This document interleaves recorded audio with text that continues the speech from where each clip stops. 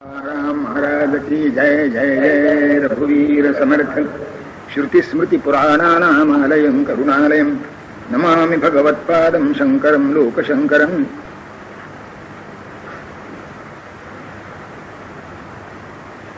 तेन स्वदौष्ट्यं परिमुच्य चित्तं शनैः शनैः शान्तिमुपाददाति।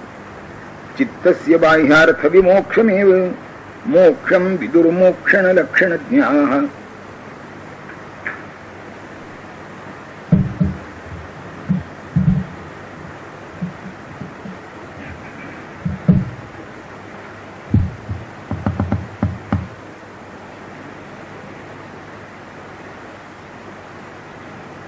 मागच्या श्लोकामध्ये मनाच्या प्रसादाचं कारण, मनाच्या प्रसादाला प्राप्त करून देणारा हेतू, बाह्य इंद्रियांचं निरोधन, बाहेरची इंद्रिय आवरणं हे सांगितलंय.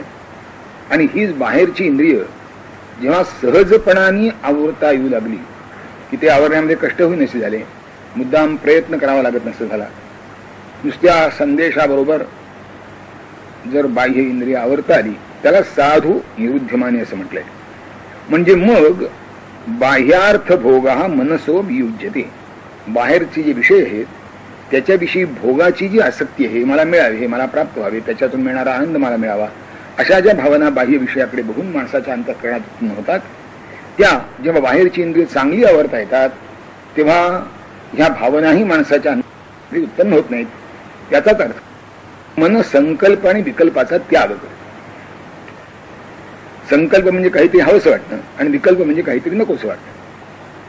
आणि ते हवंसं वाटणं याच्यावर नकोसं वाटणं आपोआप येतं. जेव्हा ते हवं नको एकाच नाण्याच्या दोन बाजूसारखं आहे. प्रत्येक वेळेला कित्येक वेळा आपल्याला व्यक्त होतं, कित्येक वेळा व्यक्त होत नाही इतकंच. असं झालं म्हणजे मग दौष्ट्यम परिमुच्य चित्तम, मन आपली दुष्टता टाकतं. मनाची दुष्टता म्हणजे सतत संकल्प विकल्पात गुंतून राहणं ही, कधी प्रगतीला बाधक होते.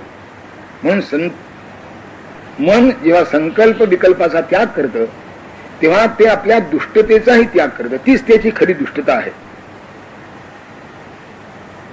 आणि मग चित्तम शनैः शनैः शांतिमुपाददाति असं व्हायला लागलं. म्हणजे हळूहळू गीतेमध्ये सांगितलंय, शनैः शनैः उपरमेत बुद्ध्या धृतिगृहीतया आत्मसंस्थम मनः कृत्वा न किंचिदपि चिंतयेत. तोच भाव निराळ्या शब्दामध्ये, निराळ्या शब्दांनी भगवान शंकराचार्य सांगतात की हे एकदम होत नाही. पी हळे हो गोळी हेही घडत नाही, पण ते निदान शरीर क्रियेशी संबद्ध आहे, त्यामुळे कदाचित थोडं लवकर होईल. मन आवरणं हे त्याच्यापेक्षा अधिक कठीण आहे, कारण ते अधिक सूक्ष्म आहे. जसा पारा मुठीत पकडता येत नाही, दुसऱ्या गेले त्याचे तुकडे होतात पण हाती लागत नाही, तसं मनाचं चंचलपण आहे. म्हणून शनैः शनैः घाई नाही करून उपयोगाची, आधीच प्रौढ शिक्षण. अशा स्थितीमध्ये, कारण मन आवरण्याचं सामर्थ्य सुद्धा तरुण माणसात जितकं असतं तितकं म्हातारपणी पुरत नाही. एरवी शांत स्वभावाची माणसं म्हातारपणी जास्त चिडचिडी बनतात. आपण पाहिलं असेल पुष्कळ वेळ. हा चिडचिडा का बनतो? ते बाहेरचं त्याला बारीक सरी श्वास होत नाही. तरुणपणी जी सहनशक्ती असते शरीरात ते निदान ती म्हातारपणे राहत नाही. आणि मन आवडायची तर कधी सवय केलेलीच नसते, त्यामुळे माणसं चिडचिडी बनतात, खाखा सुटते, नको ते विकल्प व्हायला लागतात, अनेक गोष्टी होतात. कारण शरीर दुबळ होतं, त्यामुळे मनावरचं नियंत्रण त्याचं कमी होतं. म्हणून घाई करून चालत नाही. ज्या वयात उजाडेल, ज्या अवस्थेत प्रकाश पडेल, त्या अवस्थेमध्ये, त्या वयामध्ये मन आवरायला शिकलं पाहिजे. त्याकरता पहिला प्रयोग बाहेरून इंद्रिय आवरायचे. बोलावं असं वाटलं तरी निदान बोलू नये, करावं असं वाटलं तरी निदान करू नये.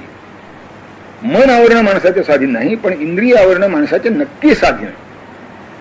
खावं असं वाटतं हे बरोबर आहे, खाऊ नये कळतंय बरोबर आहे. आता या दोन गोष्टी जर कळत असल्या तर न खाणं हातातली गोष्ट आहे की नाही? हातातली गोष्ट आहे. हे जे एका इंद्रियांचं ते बाकीच्या इंद्रियांचं सुद्धा. तेव्हा शनैः शनैः हळूहळू हा प्रयत्न साध्य करावा लागतो, घाई करून चालत नाही. सावकाश सावकाश त्याच्यासाठी साधना उपयोगी पडते, नामस्मरण उपयोगी पडतं, सद्ग्रंथांचं वाचन उपयोगी पडतं.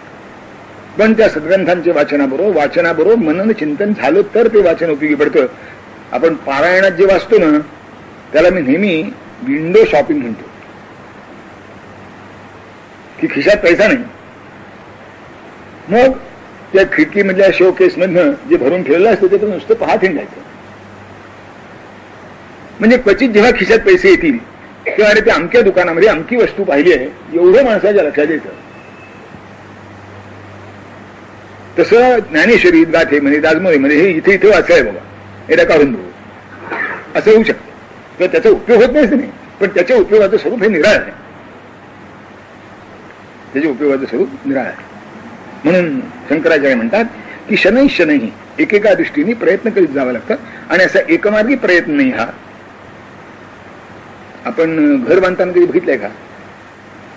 एकदा पूर्वेकडची भिंत सगळी बांधायची, मग एकदा दक्षिणेकडची भिंत सगळी बांधायची, मग पश्चिमेकडची भिंत बांधायची, मग उत्तरेकडची भिंत बांधायची. असं कधी होतं का? असं कधी होत नाही. एक एक पिठेच्या थरांनी सगळ्या बाजूच्या भिंती बांधतात, फक्त 2 मिनिटं, पण सगळ्या बाजूनी थोडं थोडं थोडं थोडं बांधली, मग वर जावं लागतं, मग त्याच्यावर छत टाकावं लागतं. ते छत टाकण्यापूर्वी आधी खाली धीरे द्यावे लागतात, मग 20-21 दिवस थांबावं लागतं, त्याच्यावर रोज पाणी घालावं लागतं, वगैरे वगैरे पुष्कळ गोष्टी. आता साधं निवांत बसण्याकरता उपयुक्त घर बांधताना जे इतके प्रकार होतात त्यात, तर मनाला शांतता येणारी जी स्थिती आहे ती एकदम कशी प्राप्त होईल? सावकाश सावकाश प्रयत्न केला पाहिजे. हे शनै शनै आपण विसरतो. किंवा दुसऱ्या बाजूने मग काय घाई आहे, नाहीतरी एवढी घाई करून चालतच नाही. म्हणजे एका बाजूने आळस वाढतो, तर दुसऱ्या बाजूने फळ न मिळाल्यामुळे नैराश्य वाढतं. या दोन्ही बाजूच्या दर्या आहेत. जसे ते दोरीवरून चालताना उजव्या अंगावर पडलं तर लागतं आणि डाव्या अंगावर पडलं तर लागत नाही, असं होतं का? तेच परमार्थ मार्गामध्ये आहे की आळसही येऊन चालत नाही, जाऊया की असे म्हणून चालत नाही, मग कसं चालत नाही असे म्हणून चालत नाही, मग करायचं कशाला असे म्हणून चालत नाही. त्या दोन्ही आळस आणि वैताग, आळस आणि नैराश, उपेक्षा आणि विषण्णता या दोन्ही गोष्टींचा त्याग करून सावकाश सावकाश पाऊलवाट चालावी लागते. राजमार्गाने जितक्या भरभर पावलं टाकता येतात तितक्या भराभर जर रस्ता अडून बसला तर टाकता येत नाही. आपण एकदा प्रयोग करून बघा. मी अनेक वेळा सांगतो आपल्याला की माणसाला चालायला जास्तीत जास्त 1.5 फूट रुंदी जमीन जागा लागते, त्यावेळी जास्त जागा लागत नाही. आपण सरळ पाऊल टाकीत जा, आपल्याला आढळेल की 2 पावलामधलं असं अंतर जरी मोजलं तरी एकूण 1.5 फूट असते. ही 1.5 फुटाची फळी 15-20 फूट उंचीवर बांधा आणि त्याच्यावर चालायचा प्रयत्न करा, म्हणजे प्रयत्न करा. जर चालायला 1.5 फूट जागा लागते तर 15-20 फूट उंचीवर एक फळी टाकल्यानंतर का चालता येऊ नये?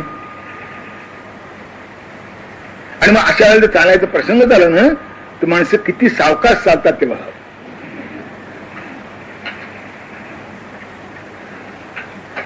त्याचा अभ्यास ज्यांना असतो त्यांची गोष्ट नाही झाली.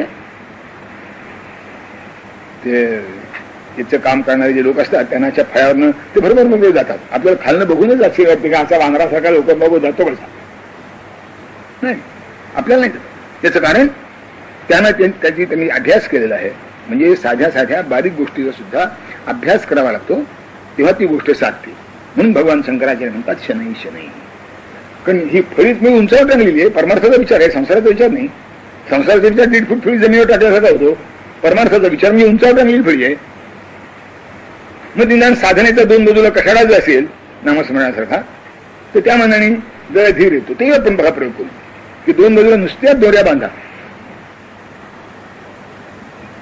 बघा कसं लागतो तिला विचार. आणि त्या ह्या गेलो होतो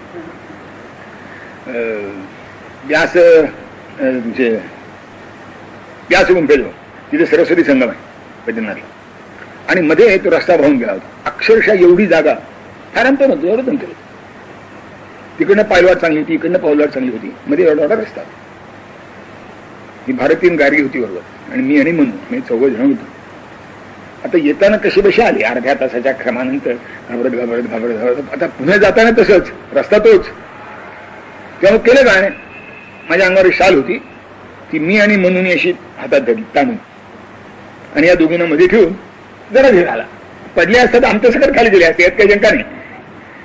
समजा चुकून पडल्याच असत्या तर त्यांच्या ओझ्याने आम्ही स्वखाली गेलो असतो किंवा हातातली शाळा सोडून गेलेली असते, कारण खाली तसा आधार काय नव्हता असं होतं.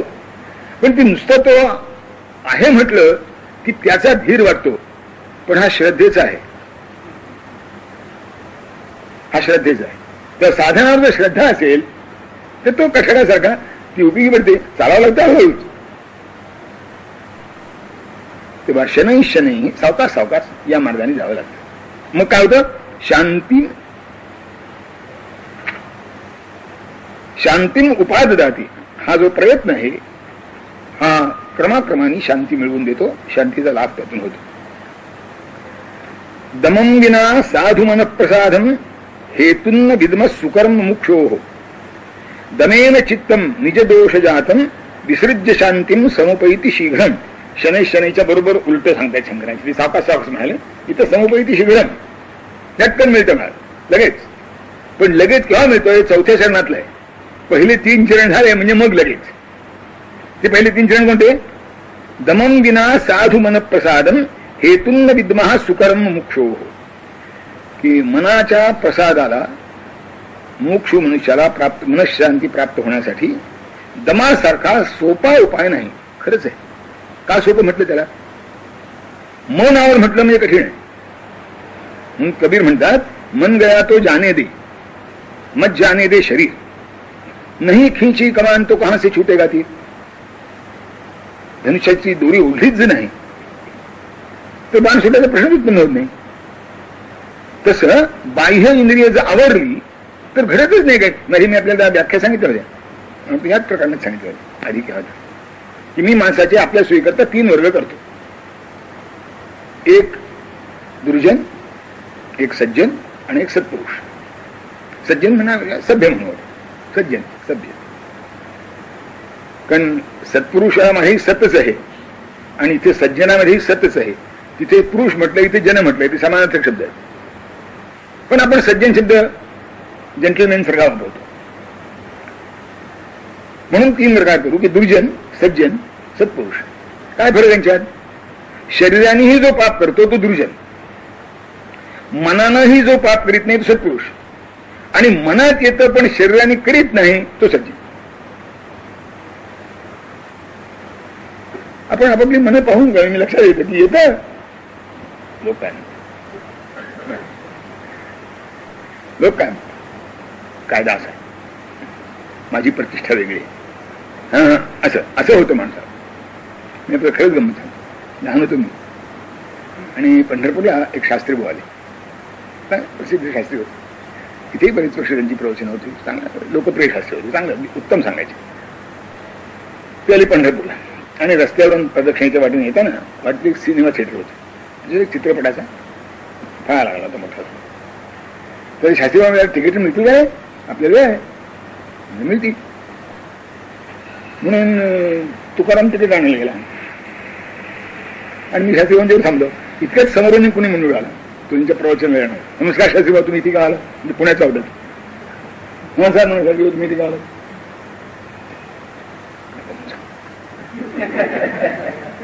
तिकीट काढू नका म्हणून सांग म्हणजे सज्जन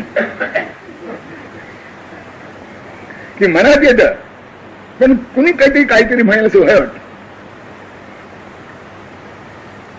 पण शरीर आवरायला लागलं की परवा आपल्याला सांगितल्यासारखं की शत्रूला जिंकण्याचे अनेक मार्ग असतात, तर त्यातला एक आणखीन एक चांगला मार्ग आहे, त्यातल्या सोपा आहे, जरा दीर्घकाळ घेणार आहे पण सोपा आहे, रसद तोडायची. शत्रूला किल्ल्यात भोवती वेगळा घालायचा आणि त्याला नवीन काही मिळू द्यायचं नाही. आज नाही, उद्या नाही, परवा महिन्याने 2 महिन्यांनी शरण येतो. तसं रसद तुटली की मन शरण येतं. म्हणून हल्ला करण्यापेक्षा रसद तोडणं हे त्या मानाने सोपं आहे. दीर्घकाळ लागतो, आपला संपर्क बाहेरचा राहतो, शत्रूचा संपर्क तुटलेला असतो मध्ये बेडा घातल्यामुळे, त्याची रसद तुटते की तो दुर्बळ होतो. तसं रसद तुटली मनाची, कारण वाढत कसं जातं, एका भोगातून दुसरा भोग, दुसरा भोगातून तिसरा भोग, न जातो कामानाम, त्या अगदी त्यातला जो दर्दी ययाती त्याचा श्लोक आहे हा. उपभोगाच्या याचा दर्दी येतो की म्हातारपण शापान येत होतं, तर आपल्या मुलाचा बळी देऊन त्याने ते म्हातारपण टाकून दिलं मुलाकडनं तारुण्य घेतलं आणि पुन्हा उपभोग घेतली आणि शेवटी केव्हा तरी त्याला उजाडलं. न जातु काम कामानाम उपभोगे न शाम्यती हविषा कृष्णवर्तमेव भूय एवाभिवर्धती म्हणाले की तुपाने अग्नी विजवायला जाणं आणि उपभोग घेतला म्हणजे केव्हा तरी तृप्ती होईल असं वाटणं, दोन्ही सारखंच आहे. कामाच्या उपभोगाने कधी काम शांत होत नाही, केव्हा तरी तुम्हाला संयमाचाच विचार करावा लागतो. मग तो मनाने करा, शरीराने करा. शरीराने करणं जास्त सोपं आहे, मनाने करणं अधिक अवघड आहे. म्हणून सुकरम म्हणतात. शंकराचार्य म्हणतात की मन आवरण्यापेक्षा शरीर आवरणं हे सुकर आहे. म्हणून क्षमापेक्षा दम सुकर आहे. कारण दम म्हणजे इंद्रिय आवरण. सुकरम मुमुक्षो दमेन चित्तम निजदोष जातम विसृज्य. मनामध्ये जे अनेक प्रकारचे दोष आहेत, निज दोष जातम, दोषांचा समुदाय खूप आहे. किती आहेत कोणा ठेव आहे अनुसर्ग, पण त्याचं सामर्थ्य तुमच्या ते सॉफ्टवेअर पेक्षा जास्त आहे. किती एवढं असतं म्हणजे हल्ली ते काल एक शिवरामने एवढी टाकली होती एवढी, त्याच्यावर 26 खंडाचा ज्ञानकोश भरला होता. एवढं टाकलं. आता ज्ञानकोशाची माहिती किती हे एवढं असेल ते 26 खंड. एका माणसाला उचलणं कठीण जाईल. हे एवढा आकार असतो याचा मोठा, झाड असतं एक एक असं एवढं लांब. हे सगळं ते एवढं एवढं टाकलेलं होतं. मन असंच आहे की एवढं एवढं आहे, अणुवण लहान बारीक आहे, पण त्याच्यावर राहतं किती बाबा, विचार किती राहतं. फार करायला नको. एक 10 मिनिटं स्वस्थ बसायचा प्रयत्न करा आणि 10 मिनिटात मनामध्ये किती येऊन गेले ते बघा. 10 मिनिटात इतकं तर तासात किती गणित म्हणा. अरे आलं कुठून, सगळं हात कुठे आहे म्हणून आलं. म्हणून इंद्रियानं आवरायला लागलं, इंद्रियांचा संयम व्हायला लागला की मनाचं बळ कमी होतं, मनाची ताकद कमी होती, त्याचं पोषण होत नाही. आणि मग निज दोष जातम विसृज्य, आपल्या दोषांचा ते त्याग करतं. आणि असा दोषांचा त्याग घडला की मग चटकन शांती मिळते, शीघ्रमुपैती. दिवा लागला की असा असा दिव्याचा प्रकाश येतो, असा असा अंधार जातो, असं होत नाही. दिवा लागला की त्या क्षणी जिथे त्याचा प्रकाश असेल त्या क्षण लख्ख पडून जातं. म्हणून हे विसृज्य झालं की ते लगेच दार उघडलं की सूर्यप्रकाश आत येतोच. दार उघडल्यानंतर काही वेळाने सूर्यप्रकाश आत येतो असं नाही. ज्या क्षणी दार उघडेल त्या क्षणी सूर्यप्रकाश आत आहे, त्या क्षणी हवात आहे. तसं निजदोष जातम विसृज्य, आपल्या शरीरात अंगातले दोष जेव्हा मन टाकून देतं, ते संयमित होतं, तेव्हा शांतीम शीघ्रमुपैती, लगेच शांती प्राप्त होते. मग वेळ लागत नाही. वेळ सगळा लागतो तो यायलाच लागतो. वेळ जो सगळा लागतो तो हे नाहीसं करायलाच लागतो. ते जात नाही लवकर. किती जन्माचे संस्कार आहेत कोणा ठेव, कधी जायचे लवकर. साधा कपडा मळला तर एका भट्टीत स्वच्छ होत नाही म्हणतात, 3-3 भट्ट्या करायला. मुंबईला एक महिनाभर न घासले तांब्याचं भांडे ठेवून बघा, म्हणजे किती वेळ लागतो स्वच्छ करायला लागेल. जातच नाही, थोडं थोडं काहीतरी राहतच. तसं मनावर किती जन्माचे संस्कार आहेत माहित नाही, पण या दमाच्या साह्याने निश्चयपूर्वक अभ्यास करून जर मन आवरता आलं आणि त्यातले दोष काढून टाकता आले, तर ज्या क्षणी दोष काढून टाकले त्या क्षणी शांती. शंकराचार्य पुढच्या श्लोकात सांगतात, सर्वेंद्रियाणाम, आधी मागे सांगितले की चित्तस्य बाह्यार्थ विमोक्षमेव मोक्षम विदुः. मोक्ष मोक्ष आणखीन काही दुसरी गोष्ट नाही. अनेक ठिकाणी शंकराचार्यांनी सांगितलं, न मोक्ष न भसपृष्ठे, आकाशात पुढे मोक्ष नाही मिळाले, न पाहता आले, खाली पाहताच नाही, न भूतले, पृथ्वीवर भूतल नाही. मग मोक्षो ही चेतो विमलम, निर्मळ झालेलं अंतःकरण म्हणजेच मोक्ष. मोक्ष आणखीन वेगळी गोष्ट नाही. पुढे थोडं आणखी स्पष्टीकरण याच प्रकरणात पुढे येईल. तेव्हा सर्वेंद्रियाणां गती निग्रहेण, सगळ्या इंद्रियांची गती आवरली पाहिजे. सगळ्या इंद्रियांची.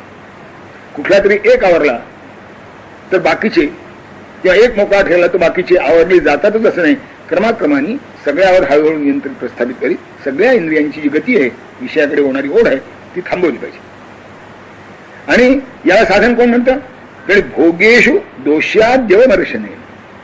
जो विषय तुम्ही सेवन करणार आहात त्यात किती प्रकारचे दोष आहेत हे जर लक्षात आणलं. अपथ्य, काय आहे, त्या अपथ्याचा एक मोठा चमत्कारिक गुण आहे. आवडणाऱ्या वस्तूच अपथ्य होते. जी वस्तू कडुलिंबाच्या पाल्याचा अजीर्ण आपल्यापैकी कोणी बघितलंय का? अशक्य गोष्ट. अजीर्ण व्हायचं म्हणजे भजी, भेळ, चिवडा, पुरणाची पोळी, श्रीखंड, लाडू यांचंच व्हायचं. जिभेला बरं लागतं. आता जिभेला जरी बरं लागत असलं तरी न सोसणार आहे हा विचार म्हणजे भोग्यामधल्या दोषाचं अवमर्शन. की अरे बांधणार आहे, याच्यामध्ये दोष आहे, हे सोसणार नाही, हे पचणार नाही, हे आपल्याला चालायचं नाही, असं जेव्हा त्या त्या पदार्थाविषयी वाटत राहील तेव्हा हळूहळू त्याच्याविषयीची आसक्ती कमी होत जाईल. मग इंद्रिय आवरणं सोपं जाईल. आता यातलं आधी कोणतं ज्याला त्याने आपल्या प्रकृतीने ठरवावं,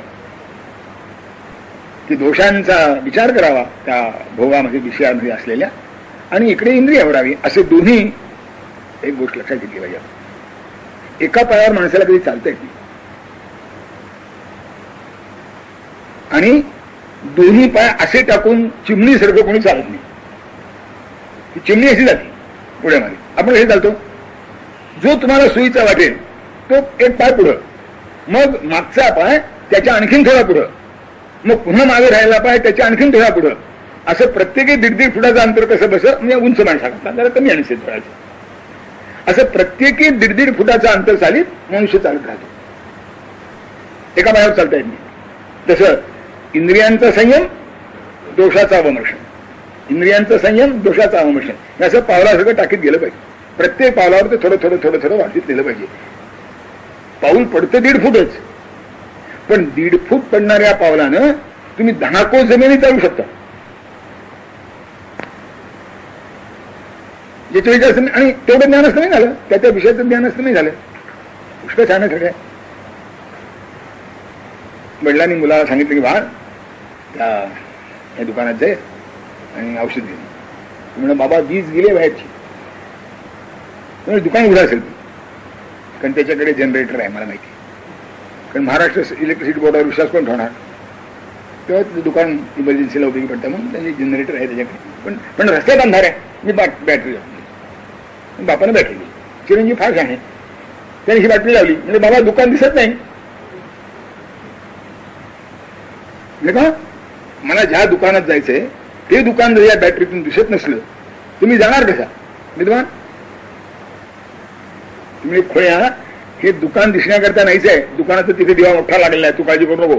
ज्या रस्त्यावर तुला जायचंय तिथे अंधार आहे, पावलं टाकताना गटारात पळी जाऊ नये, किंवा मध्ये मेन होल उघडा असेल तर त्यात जाऊ नये, म्हणून हा दिवाला मिळत जातात. त्याचा प्रकाश 10 फूट पडला तरी पुष्कळ झालं. मी आपल्याला एवढ्याकरता सांगतो की तत्वज्ञानातल्या सगळ्या गोष्टी समजल्या म्हणजे करून पाहू असं नाही आवश्यक. जेवढं करायचंय तेवढं समजलं म्हणजे पुष्कळ झालं. तिथे गेलं म्हणजे पुढचं दिसतं, तिथे गेलं म्हणजे आणखीन पुढचं दिसतं, तिथे गेलं म्हणजे आणखीन पुढचं दिसतं. तेव्हा जेवढं आपल्याला समजणं शक्य आहे तेवढं आधी समजून घ्यावं. सगळी ज्ञानेश्वरी आधी समजून घेतो, सगळा गाथा आधी समजून घेतो, सगळा दासबोध आधी समजून घेतो, मग साधनेला हे असं होत नाही. जेवढं समजतं तेवढं लगेच कृतीत आणलं पाहिजे. बॅटरी तुमचं पाऊल धरून पुढे टाकीत नाही, पाऊल कुठे टाकावं एवढं दाखवते. तिथे काही अडचण असेल, दगड असेल, खड्डा असेल, काटे असतील तर तेवढं दाखवते. पण पाऊल तर तुमचं तुम्हाला उचलून टाकलं पाहिजे ना.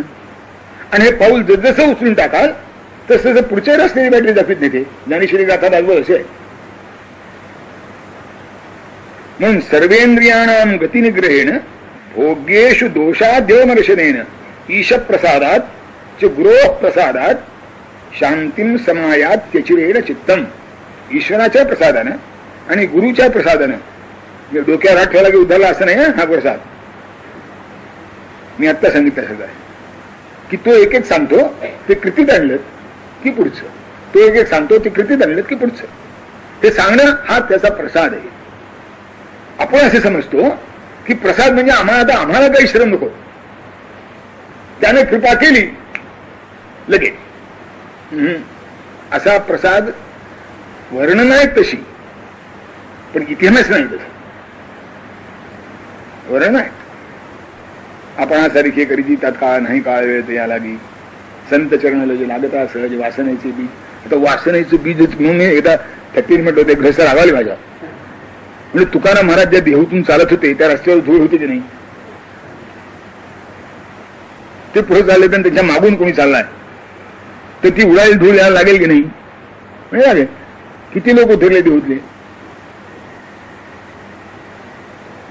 त्या मंबाजीला सालो म्हणलं तर तुकाराम महाराज चेहऱ्याचा प्रसंग आला, ते उतरलेच नाहीत.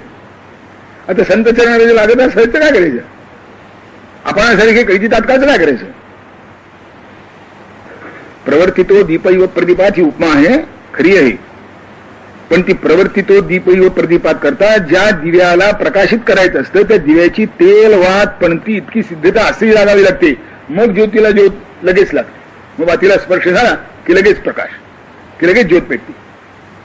त्यातही अगदीच लगेच पेटते असं नाही, 2-3दा लावावं लागतं, कारण ती वात कशी असेल, तेल कसं असेल त्याच्या अवलंबून जाते. पण तेलवात पणतीची तयारी तर आगाऊ पाहिजे ना.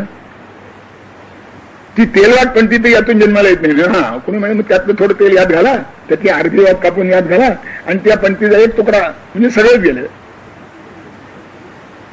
असं होतं. म्हणून गृहप्रसादात, ईशप्रसादात चांगला मार्गदर्शक भेटतो, हा ईशप्रसाद आहे. श्रद्धा असते अंतःकरणात, हा ईशप्रसाद आहे. आणि ते आधीच दिलेलं आहे ईश्वराने. मनुष्य जन्माला मनुष्य म्हणून घातला त्याच क्षणी श्रद्धा दिलेली आहे त्याला. आता ती थोपटून ठेवतो आणि बुद्धी वाढीत राहतो आणि मग मला हे पटत नाही, मला ते पटत नाही, मला ते पटत नाही, मला हे पटत नाही. अरे का पटत नाही? आणि मग मला पटलं नाही, that I doesn't know is absurd. मला जे कळत नाही ते ॲब्सर्ड. कळत नाही ठीक आहे, मला जे कळण्याची पात्रता नाही तेही ॲब्सर्ड. आता कळण्याची पात्रता यावी लागेल, त्याला तर काही मजा. म्हणजे दादा गोष्ट सांगायची तुमची. ते म्हणले 9-6 वर्षांनी मूल झालं, चांगलं होतं मूल, आणि आई बाबांचा वाद सुरू झाला. वादाला काहीतरी निमित्त पाहिजे की नाही. तेव्हा आई म्हणाल नाही आपल्या मुलाला डॉक्टर करायचं, मूल अजून पाहण्यात आहे, आपल्या मुलाला डॉक्टर करायचं. तो म्हणा नाही नाही, खाली ते डॉक्टरेट काय ते कट प्रॅक्टिस म्हणजे मोठं चमत्कारिक आहे आणि ते फार भयंकर. नो, आपले इंजिनिअरिंग करून म्हणलेलं, शोधून धंदा करता येतो काय नाही. हो म्हणाले डॉक्टर होणं चांगलं नाही का, म्हणजे तुला काही कळत नाही इंजिनियर. आणि दुसरं म्हणजे फायदा तुला माहितीये का, आता इथे प्रिन्सिपल जो आलाय ना तो माझा बालमित्र आहे इंजिनिअरिंग कॉलेजचा, तो आपल्या मुलाला इंजिनिअरिंग करेल. बरं म्हणजे तुमच्यासारखं शेवटी पड खाली जातो कोणा तरी. जुना काळ होता, बायकोनं पड खाल्ली तेव्हा इंजिनिअरिंग कॉलेजमध्ये. मित्रा तू इथे आज नुकता प्राचार्य म्हणून तुझं अभिनंदन करायला बस म्हणजे काय झालं, चहा पिया झाला म्हणजे माझ्या मुलाला इंजिनिअरिंग कॉलेजमध्ये घालायचं. बरं जुनी गोष्ट आहे, जरा इतकी गर्दी लागली नव्हती. 12वीला तर किती मार्क मिळाले, त्यात इंटर सापडलं. इंटरला किती मार्क मिळाले? इंटर नाही, इंटर झाला, मॅट्रिक झाला. अरे शाळेत तरी जातो का? मग नुकतं 1200 झालं म्हणजे त्याचं. आता नुकतं 1200 झालेला मुलगा इंजिनिअरिंग कॉलेज जायचा कसा? शिशुवर्ग, बालवर्ग, 1ली, 2री, 3री, 4थी, 5वी, 6वी, 7वी, 9वी, 10वी, 11वी, मग 12वी, मग पुढच्या म्हणजे किती 14 वर्ष गेली ना. आणि ते सुद्धा 6व्या वर्षानंतरची 14 वर्ष किंवा 5व्या वर्षानंतरची 14 वर्ष. इतका काळ जर इतक्याच बारीक गोष्टी पुढे काय उपयोग होतो की नाही अंजरा. पुन्हा परवा एकाने आपली पदवी जाळली म्हणे बेकार राहिल्यामुळे. काय उपयोग काय? म्हणजे इतके श्रम करून इतकी पदवी मिळून पुन्हा उपयोग नाही तो नाही. असं जर तिथेही घडतं तर इथे त्याच्यापेक्षा काही करून कधी झालं. जे मिळालं हे ते वापरावं लागतं. मिळालं नाही का? खरं नाही, मिळालं मिळालं. पटुत्व सकल इंद्रिय मनुजता. आणखीन काय पाहिजे? सगळी इंद्रिय कार्यक्षम होती. मनुष्याच्या जन्माला आलो होतो, महाराष्ट्रात जन्माला आलो, आता आहे ज्ञानेश्वरी दासबोध आहे. आता आणखीन काय द्यायचं? हा आपला पुन्हा ते हे जे आमचं गव्हर्नमेंट आहे ना ते वशिल्यावर चालत नाही. ते म्हणतात पहिली ग्रँड दिलेली फुल युटिलायझेशन आहे का विथ प्रॉपर चॅनल. तो ऑडिटर महाखळमंग आहे, त्याला चहा देऊन संतुष्ट करता येत नाही. मी ईशप्रसाद समजावा म्हणून सांगतो. आमच्या ईश्वर आम्हाला ऐकूया. अरे तुम्ही जन्माला आला, तुम्हाला आध्यात्मिक आधी दुःख. आध्यात्मिक म्हणजे आपल्याकडे 3 प्रकारची दुःख सांगितली. आधिदैविक, अधिभौतिक आणि आध्यात्मिक. इथे आध्यात्मिक म्हणजे परमार्थात येणारे दुःख नव्हे. इथे आत्मा म्हणजे शरीर. शरीराच्या संबंधात जी दुःख तुम्हाला भोगायला लागते, ताप आहे, खोकला आहे, पडसा आहे, जुलाब आहे, डोकं दुखणं आहे, झोप येत नाही, शरीराची दुःख आहे. अधिभौतिक दुःख म्हणजे ऍक्सिडेंट, तिसरे अधिभौतिक दुःख आहे. मारामाऱ्या होतात, बॉम्बस्फोट होतात, ही अधिभौतिक दुःख आहे. आणि अधिदैविक म्हणजे दुष्काळ पडला, साथी आल्या, पाऊस पडला, ही सगळी अधिदैविक दुःख आहे, तुमच्या स्वाधीनचं नाही. त्यामुळे आपण ते ऋतू बदलतात ना, काही लोकांची तब्येत थोडी गमतीची असते, त्यांना उन्हाळाही बाधतो, हिवाळाही बाधतो, पावसाळाही बाधतो. आणि कोणाला काय बदल सांगत नाही, कोणाला पावसाळा बाधतो, कोणाला हिवाळा बांधतो, कोणाला उन्हाळा बाधतो, कोणाला सगळेच बाधतो. आणि वाचतं म्हणजे किती थेंबेनी विरे वारेनी सोखे चिखलू जायचं असं बाधतं. वेलदोड्याने थंडी होत्या, लवंग हुंबली तरी पित्त होत्या, लवंगेने उष्ण, वेलदोड्याने थंड, इतकं नाजूक. अशी जी दुःख आहेत ज्याच्यावर तुमचं नियंत्रण नाही, ती सगळी अधिदैविक. आणि म्हणून प्रारब्धाच्या वेगाने ती प्राप्त होतात. हे सगळं जे आहे प्रारब्ध जसं असेल तसं होईल. आपण हे म्हणू की मुळातच शरीर दुबळं असणं हे प्रारब्ध आहे की नाही? शरीर दुबळ असलं की व्याधींचं आक्रमण होतच, क्रियमाणातून निर्माण होतं, नाही असं नाही. व्यायाम केलाच नाही, आहार विहार योग्य सेवा केलेच ठेवलेच नाही, नाना तऱ्हेची व्यसनं असली, हे क्रियमाण आहे. पण किती वेळा जन्मतही असतं, त्या लोकांना जन्मजाती जमा असतो, कॉन्जेनिटल अनेक ॲबनॉर्मॅलिटीज असतात, जन्मताच असतात, हे प्रारब्ध दिलं आहे. पण जे काही असेल ते प्रारब्धाचं असो नाही तर प्रेमानाचं असो, प्रारब्ध स्वेच्छा असो नाही तर परीक्षा असो, की जसं आता आपली जी दुर्दशा आहे हे प्रारब्ध नाही आपलं, आपण निवडून दिलेली जी होती ना गाढवं सगळी, त्यांचं दुर्वर्तन बाधतंय आपल्याला. आता थोडा फरक पडेल असं वाटतं, उभं काय होतं त्याचे पुणे कुणी छुपे रुस्तून नसले म्हणजे बरं. तेव्हा याला परीक्षा प्रारब्ध म्हणतात, की त्याचं दुर्वर्तन मला बाधलं, तो वाईट वागतो. जसं नवरा दारुडा असला, त्या बाईचा काय दोष आहे, त्या घराचा काय दोष आहे? पण दारू येणाऱ्या बाई जसं कुटुंब उद्ध्वस्त होतं तर कुटुंबाचा काय दोष आहे? ती लेकर तर लहान असतात बिचारी, ती मायमाऊली तर खरंच सज्जन असते, ती मोलमजुरी करते, कष्ट करते, नवऱ्याला दारू पाजते, तरी ती मार खात असते म्हणून. आणि तरी ती नवऱ्या सोडत नाही. इस्लाम विलक्षण आहे आणि हिंदुस्थानातच आहे फक्त अजून. हे कसं होतं? मी हे परीक्षा प्रारब्ध समजा म्हणून सांगितलं, त्या बाईचा काय दोष आहे, तिचा काय दोष? पण नवऱ्याच्या दुर्वर्तनाचा तिला भोग भोगावा लागतो. तेव्हा प्रारब्धाच्या वेगाने ही जी आध्यात्मिकाची दुःख येतील, ती जी येतील ती अचिंतयातच सहनम. अचिंतया म्हणजे चिंता न करता. ज्ञानेश्वर महाराजांनी अनुपक्रोश क्षमा सांगितलं का, ते अचिंतय. नाहीतर असं आहे, सहन करावंच लागतो. तुमचं काय कौतुक आहे? अध्यात्माची दुःख आहे, डोकं दुखायला सहन केलं पाहिजे, करणार काय? जुलाब झाल्याने सहन केलंच पाहिजे, ताप आल्याने सहन केलंच पाहिजे, उलटा आल्याने सहन केलंच पाहिजे, कुणी मारलं की दुःख सहन केलंच पाहिजे, गती काय? पण काय बाबा मारलं, काय बाबा मारलं, काय बाबा, हे जे घोकत असतो ना मनुष्य, ते सहन करणं खरं नाही. तुकारामांचे एक अभंग आहे, ठेविले अनंते तैसेची असावे नाही, चित्ती असो द्यावे समाधान. कारण तैशीची असेल त्याच्यावर माझं नियंत्रण कुठे? मी लाख म्हणलं की नाही, मी कसा राहणार, गती काय? ते सोसावंच लागतं. मग तितिक्षा आणि हा सोसणं यात काय फरक आहे? यात जो फरक आहे तो या अचिंतेचा. तितिक्षा सोसावं तर सगळ्यालाच लागतं, पण कुरकुर न करता सोसणं म्हणजे तितिक्षा. आणि हे असतं प्रकृतीत. आपल्या घरातही अनुभवित असेल की एखाद्या माणसाला दुःख झालं की तो सगळं घर डोक्यावर घेतो.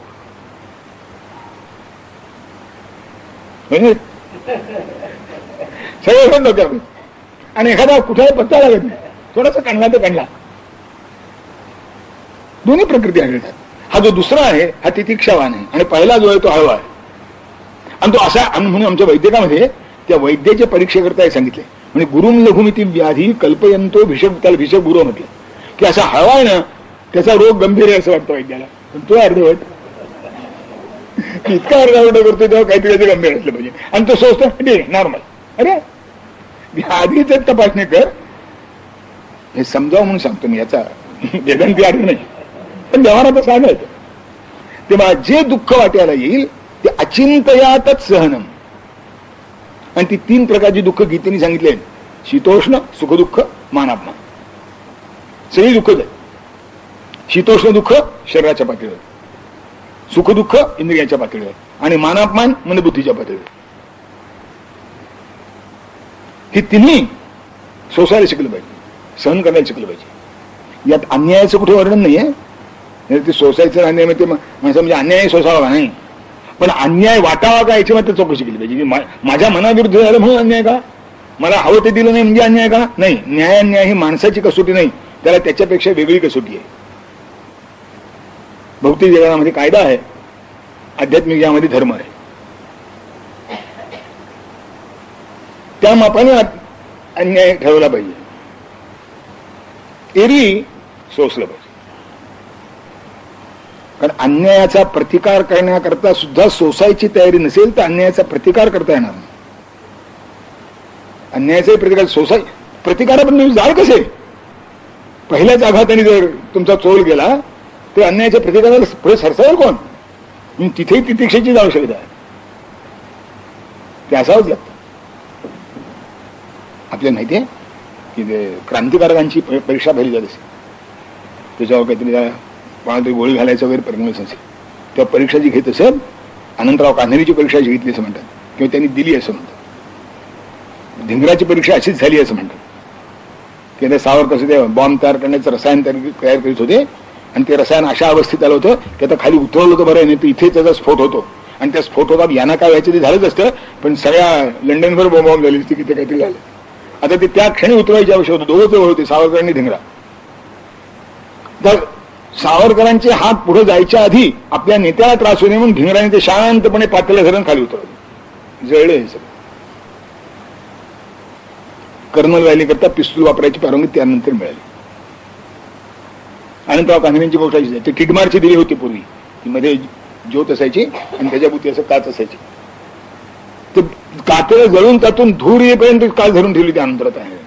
कुणी गोळी चालवायची, कुणी हा म्हणतो मी, तो म्हणतो मी, ये सगळेच पुढे निवडणुकीच्या तिकिटा करता नाही, त्या जॅक्सनला मारण्याकरता हा म्हणतो मी मारतो, तो म्हणतो मी मारतो, तो म्हणतो मी म्हणतो. पण कायच कसं तो त्यांचा जो पुढारी होता त्यावेळेला ते म्हणजे हे धर, कोण भरते बघू. आता कुणी हाल होतं लगेच विचार करावा लागत नाही त्याला हात मागायला. ती पहिलीच ऍक्शन झटकत नको, चटका बसला की लगेच हात फेकला जातो मागे, इतका फेकायला जातो की उखळतो पुष्कळ इथून, इतका झटका येतो मागे. अशा स्थितीमध्ये अनंतरावांनी धरून ठेवलं. धूर निघायला लागला, घाण वास यायला लागला, ते मित्रांना पाया पडायला, सोड बाबा कळली झाली तुझी परीक्षा, हे पिस्तूल सांभाळ म्हणायचं. मी काय सांगतो त्याला की अन्यायाचा प्रतिकार करायचा आहे ना, त्याला सुद्धा आधी तितिक्षा पाहिजे. तितिक्षा नसेल तर अन्यायाचा प्रकार करण्याकरता जो विवेक लागतो तोही उत्पन्न होणार नाही. कारण अन्यायाचा प्रतिकार करायचा आहे तर फार योजनापूर्वक गोष्टी घडायला लागतात. ही योजना जर तुम्हीच दुबळे असल्या तर तुम्हाला सहन काही झालं ना तर योजना कोण करणार. तेव्हा त्या अन्यायाच्या प्रतिकाराची भाषा विचारत नाही, पण लोक विचारतात म्हणजे सगळं सहन करावं, सगळं सहन करावं, हो सगळं सहन करावं. अन्यायाचा प्रतिकार आहे असं वाटत असलं तरी सुद्धा सगळं सहन करावं, तरच त्याची पारख होते. अचिंतया तत्सहनम, चिंता न करता, काळजी न करता, असं कसं करू असं न वाटता, न हळहळता, न तरफडता सगळं सहन केलं पाहिजे. रक्षा तितिक्षा, त्या तितिक्षा म्हणतात तितिक्षेची निगद्यते. ही जी अचिंतया सहनम आहे ती तितिक्षा आहे. रक्षा तितिक्षा सदृशी मुमुक्षो न विद्यते सौपविना न भिद्यते ययैव धीरा कवचीव विघ्नान सर्वां स्त्रीकृत्य जयंती मायाम. शंकराचार्य म्हणतात की वीराच्या अंगावर जसं कवच असतं, दिलेल्या उपमेचा मार्मिकपणा लक्षात घ्या. आपण नुसतं सहन कसं करावं, सहन कसं करावं हा प्रश्न जो विचारतात ना भावपणाने, त्या लोक संतांनी उमेद मार्गी माणसांची, महत्वाकांक्षा मार्गी माणसांची अन्यायाचा प्रतिकार करायला शिकवलंच नाही. उपमा बघा, त्याच्यावरून लक्षात येईल की कवच कोणाला लागतो. हो, कवच कोणाला लागतं, ज्याला रणांगणावर व्हायचं त्यालाच कवच लागतं ना. म्हणून शंकराची उपमा देतात की ययैव धीरा कवचीव विघ्नान सर्वां स्त्रीकृत्य जयंती माया. युद्धातला शब्द वापरला की ज्याप्रमाणे वीराच्या अंगावर कवच असतं आणि वीराच्या अंगावर कवच असल्यामुळं प्रत्येक आघात तो सहन करतो आणि समोरचा कोण शत्रू असेल त्याला जिंकतो. जयंती इथे माया आहे, तिथे कोण जो तुमचा शत्रू असेल तो त्याला जिंकतो. तसं हे जसं वीराचं कवच आहे तशी साधकाची तितिक्षा आहे. वीराच्या अंगावरचं कवच लागतं जो साधकाच्या अंगावर तितिक्षेचं कवच असलं पाहिजे. आणि ती तिथे कशी असली पाहिजे? मला सांगा, कवच ते ना की जे फुटत नाही. तर कवचाचं कवच परत गेलं. नाही ते लोखंडाचं कवच चांगलं दिसत नाही आणि फार जड असतं. आम्ही आपलं प्लॅस्टिकच घालून, अरे काय उपयोग, सुई घातली तरी रोग पडते त्याला. कवच जडच असायचं आणि ते फुटता कामा नये. 2 गुण तुझ्या ठिकाणी असलेच पाहिजेत. म्हणून तितिक्षा कशी असावी त्याचं सांगा की पविनान भिद्यते, वज्र पण bullet proof. Bullet proof jacket पाहिजे. कारण पवी आपल्याला माहित नाही पण बुलेट माहिती आहे. आणि आता तर पुष्कळ स्वस्त झाली. आता आपल्या घरात नाही, गुंडांच्या घरात. आपल्याला मागायच आहे, आपल्याला ते परमिट लायसन्स, मग ते तुम्ही चांगले आहात ते सिद्ध करा, तुम्ही चांगले वापरणार नाही, तुम्ही जामीन, त्यांना काय लागत नाही. कसं मिळतं कोणा ठेवलं. आम्हाला तर शकायचा होता. त्यांना 41-42 त्याच्यापुढे 56-57 कधी झालंय म्हणतात. त्यांना पण भेटत. पण ते त्यानं वापरणार आहे घरी धरून सुद्धा मला माझी काळजी घ्यायला की तो ते वापरणार आहे. आता माझ्यावर कशी तयारी पाहिजे? अशी तयारी पाहिजे की यात पविनान भिद्यते, वज्राने सुद्धा जे भंगणार नाही असं कवच जसं वीराच्या अंगावर असतं तसं यस्मिन स्थितो न दुःखेन गुरुनापी विचारले असं कवच साधकाला की मोठ्यातलं आपण आपल्या सोयीसाठी जो सत्पुरुष आहे, जो सज्जन आहे, जो चांगला आहे, जो योगी आहे त्याच्यावर संकट येतच नाहीत अशी भाषा वापरत असतो. हा आमचा गबाळपणा आहे. भगवान त्याच्यावर संकट येतच नाहीत म्हणत नाहीत. मग यस्मिन स्थित, ज्या स्थितीत असताना गुरुनापी दुःखे न विचारले, ते मोठ्यातलं मोठे दुःख जरी त्याच्यावर कोसळलं तरी डगमगत नाही. भीमासारखा असतो. ते भीमाजी गोड सांगतात की ते दोघही बलरामाचे शिष्य, दुर्योधन आणि पण दुर्योधन बलरामाचा आवडता शिष्य होता. का? तो आज्ञाधारक असला पाहिजे. महाभारतात बरोबर नाही पण शक्यता दुर्योधनावर बरं बलराम काय त्याचा आढाणी नाहीये, वेडा नाही, कृष्णाचा भाऊ आहे. पण दुर्योधनावर त्याचं प्रेम आणि हा जरा नावडता. का? तर असं होत असलं पाहिजे की बलराम जेव्हा डावपेच सांगत असेल की गाव गदे झासा घालताना पाऊल असं टाकावं, दुर्योधन लगेच तसं करीत असेल. हे महाराज पाऊल मागे कशाला पाहिजे? अरे मार लागतो, मार लागलं तर काय होतं या माहिती, गडा मोडायची, माझ्या पायाला काय राहायचं. त्यामुळे हा त्याचा उपयोग करीत नसेल. मी सांगतो एवढ्यासाठी की घाव लागले तरी अचल कसं राहावं त्याच्याकरता सांगतो. त्याच्या शक्तीचं वर्णन आहे की त्यात लेकरू लहान होतं, आई मंदिरून बसली होती कुंती, आणि काही कायाने उठली, बहुतेक दूध उतू चाललं असेल, माहित नाही माझं, आणि ती पटकन उठून राहिली दूध उतरवण्याकरता. हे खाली पडले लेकरू, दगडच फुटला नाही खालचा. याला लेकरू त्या रडलं सुद्धा नाही. असं भीमाचं वर्णन. मनुष्याची सहनशक्ती ही अशी असली पाहिजे की संकटाला लाज वाटावी इतका धीर राहिला पाहिजे, त्यानं माघार घ्यावी इतका धीर असला पाहिजे. त्या म्हणून सुदामदेवाने कृष्णाला एकदा एका वाक्यात सांगितले, नियती घेऊन दुःखे भारी कष्टविण्या मज येते दारी परी टाकते श्वास हाताशी बघून मला तव पद कमलासी. की सुदामदेव म्हणतात की नियती म्हणजे प्रारब्ध, दैव. मोठ्यातली मोठं संकट घेऊन येतं म्हणले माझ्याकडे, की नियती येते, पण मी तुझ्या पायाशी बसलेला असतो आणि त्यामुळं ती नियती दाराशी उभारून श्वास टाकते. म्हणले की काय करावं तिथनं हालत नाही, मला जवळ जातात नाही, काय करावं तिथनं हालत नाही, मला जवळ जात. समर्थांचे योग सांगतात की त्यांचा एक शिष्य होता म्हणे, त्याला कोणतरी ज्योतिषाने सांगितलं की तुझा अमक्या दिवशी मृत्यू आहे. घाबरला बिचारा. त्यानं कल्याण स्वामीने विचारलं, कल्याण स्वामी असं असं झाल्यावर काय करू? अरे म्हणले आपण ज्या गुरुच्या पायाजवळ राहतो त्याच्यात भय बागायचं काय करणे, समर्थाची आ सेवका वक्रप आहे, असा सर्व भूमंडळी कोण आहे. आपण समर्थाची शिष्य, काय मृत्यूची विषाद आहे, मग काय करू? समर्थांचे पाय दुखतात, रात्री दाबत नाहीस, आग मारायचं तुला? हो. घोंगडीवरून उठू नको. ते घोंगडी बसवली, ते समर्थ झोपले होते, हा पाय दाबीत बसला. ती यमराज आले म्हणे, हो आपली अपॉइंटमेंट ठरली. हा म्हणला आम्ही इथनं उठणार नाही. तो यमाच्या पुढे यायची छाती नाही. तू तिथं राहिला म्हणे, पण ती वेळ ठरवून गेली. ते तुझी वॉरंटची काही वेळ असते म्हणजे ती गेली की पुन्हा ते वॉरंट आउट ऑफ डेट होतं. तर ती वेळ ठरवते काय निघून. बरं समर्थ सकाळी उठले निघून दे, हा घोंगडी कल्याण स्वामी सांगितलं होतं घोंगडी सोडू नको म्हणून. समर्थ सकाळी आपल्या ते स्थान देऊन अरे म्हणे अज्ञान कुठं आहे, भगवान कुठं आहे, कुठं गेला, तो घोंगडी बसला होता. अरे म्हणजे काय भगवान मोठ समर्थ नाही नाही म्हणला कल्याण स्वामी सांगितले घोंगडी सोडू नको म्हणून. ते म्हणजे कल्याण स्वामी काय सांगितले तुम्ही, येडा आपण. अरे त्या घोंगडीत का सामर्थ्य येड्या, समर्थ त्याच्यावर होते म्हणून घोंगडीत सामर्थ्य होतं. गंमत म्हणून सांगत नाही त्याला. हे निष्ठेचं कवच आहे, हे श्रद्धेचं कवच आहे. की यमराज समोर उभा राहिला, मी माझ्या गुरुच्या पायाशी आहे, त्याचं फळ आहे. श्रद्धा एकविधा कुठेही बसता श्रद्धाच ती पावती, असं समजत आलं. ते श्रद्धेचं कवच. पण हे कसं आहे, पविनान भिद्यते, वज्रानं सुद्धा फुटणार नाही अशी तितिक्षा पाहिजे. की संकटाला लाल वाटली पाहिजे, संकट हातात झाली पाहिजे. आणि अशी होतात. आणि त्याचा एक लाभ असतो म्हणून ती कुंती म्हणते भगवंताला, तिच्या दुःख कमी आली नाहीत. तिला भगवान प्रश्न नाही, कुंती तुझ्याकरता काय करू, काय नाही म्हणे. दुपदच संतून शाश्वत तत्र तत्र जगदू, आमच्यावर नेहमी संकट येऊ देत म्हणे. का संकटले म्हणजे तुझी आठवण हटकून होते म्हणे. तर तुझी आठवण होते म्हणून संकट येऊ दे, हे महत्वाचं. आम्हाला आठवण होती देवाची शिवा घालण्याकरता. इतकी त्याची पूजा करतो काय, इतकी त्याची पूजा करतो काय, असा नवस केला होता काय, अशी यात्रा गेली होती काय, अशी पोथी आली काय, का आपत्ती आली. आणि आपत्ती काय आली, लेकरू खेळता खेळता गुमऱ्याला अडकून पडलं. बस असं कसं पडलं, देवाला जाताना लेकरू कसं पडलं.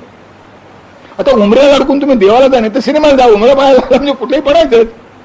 तू कळवर का नाही घेतलंस, म्हणजे पडलं नसतं, उचलत नाही. आता काय करणार, देवाला शिवाय येऊन काय. मी सांगतो करता की आपली निष्ठा अशी पाहिजे, आपलं धैर्य असं पाहिजे, आपला शोषितपणा असा पाहिजे, आपली सहनशीलता अशी पाहिजे की वज्र कोसळलं तरी ते नाहीच होणार नाही. यत पविनान भिद्यते रक्षा तितिक्षा सदृशी मोक्षो न विद्यते सौ पविनान भिद्यते.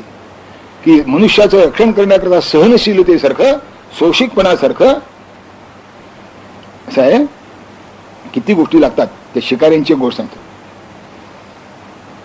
वाघाची शिकार करायची असली तसं दबून राहावं लागतं, ते माचाड बांधावं लागतं. पण बारीक सुद्धा आवाज होऊन चालत नाही, त्याचे कान फार तिखट असतात.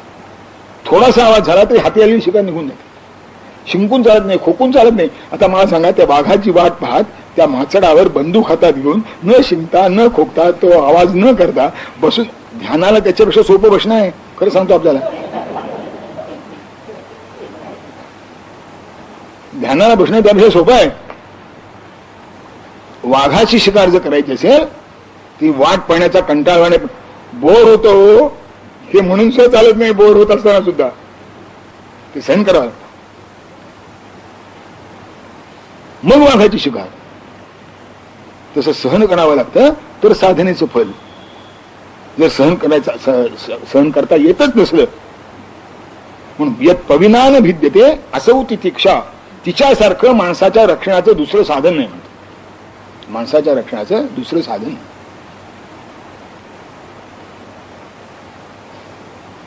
रक्षा तितिक्षा. पण काय होतं, माणसाला किती सांगितलं तरी ते सुचत नाही. कुठेतरी कशाला तरी त्याचा धीर असतो, काहीतरी कारण घडतं. एक गोष्ट पुष्कळ गमतीच्या गोष्टी आहेत. एक शिल्पकार होता, अतिशय सुंदर शिल्प करीत असे. त्याचा असा मृत्यू जवळ आला होता. त्याला वाटलं यमाला फसवावं. त्याने काय केलं, आपल्यासारखे 12 पुतळे तयार केले, अगदी स्वतःसाठी बरोबर, ओळखायला येऊन येत कोणाला. तिथे मेणाच्या वाहल्या करणारा कोणी होता ना म्हणे, त्याची गोष्ट आली होती एकदम, कादंबरी होती. असे उभे हो, अगदी जसा मनुष्य असतो तसा, स्वतःसारखे 12, आणि अशी उभे करून ठेवले. आणि ते यमदूत जेव्हा आले तेव्हा मध्ये जेव्हा भरायला नाही. त्याला ते इकडे तिकडे यमदूत पाहिलं तर 12 लोक, 12 कसे न्यायचे, एकाला न्यायचं कोणा तरी, त्यांना काय ओळखता येईल. ते गेले वर. ते महाराज म्हणले ते आम्हाला काही ते तिथे 13 लोक उभे आहेत म्हणे, कोणाला म्हणायचं.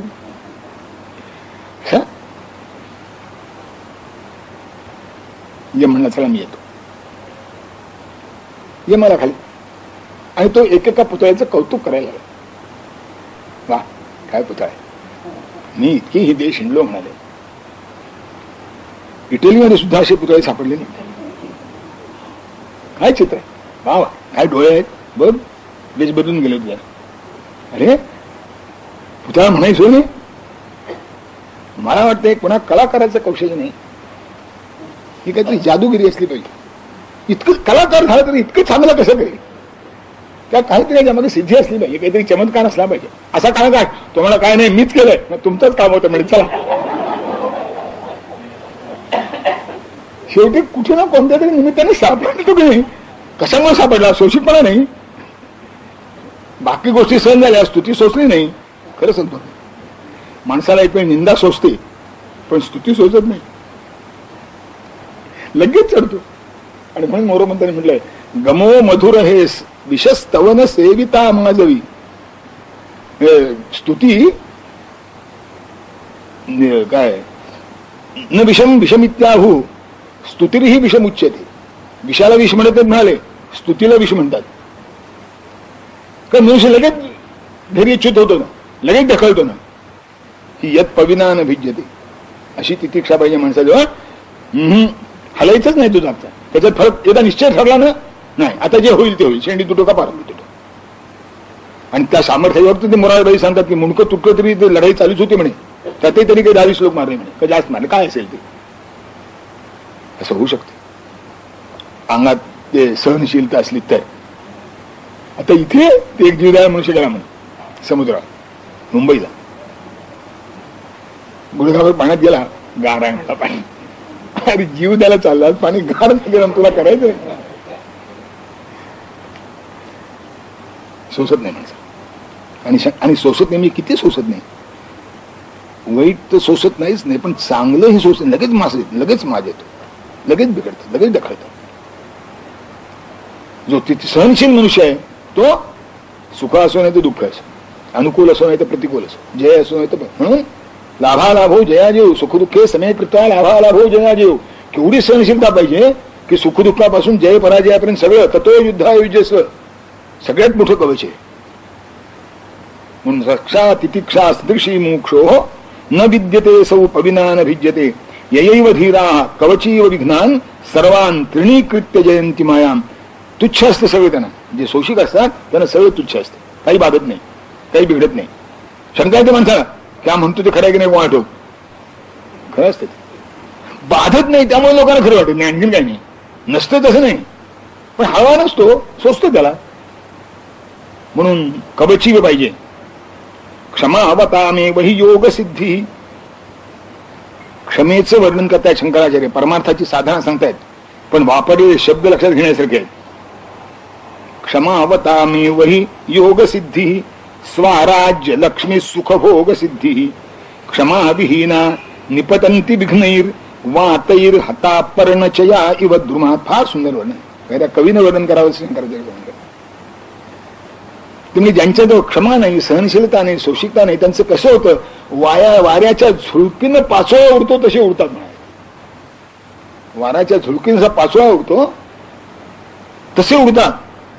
आणि ज्यांच्याजवळ क्षमा असते त्यांचं काय होतं, क्षमा अवता, क्षमा शब्द वापर आहे, क्षमा अवता मे वही योग सिद्धी. योगाची सिद्धी सुद्धा क्षमा ज्याच्या जवळ आहे त्यालाच प्राप्त होते. ज्ञानेश्वरीतलं योगाचं वर्णन वाचा, त्या वायू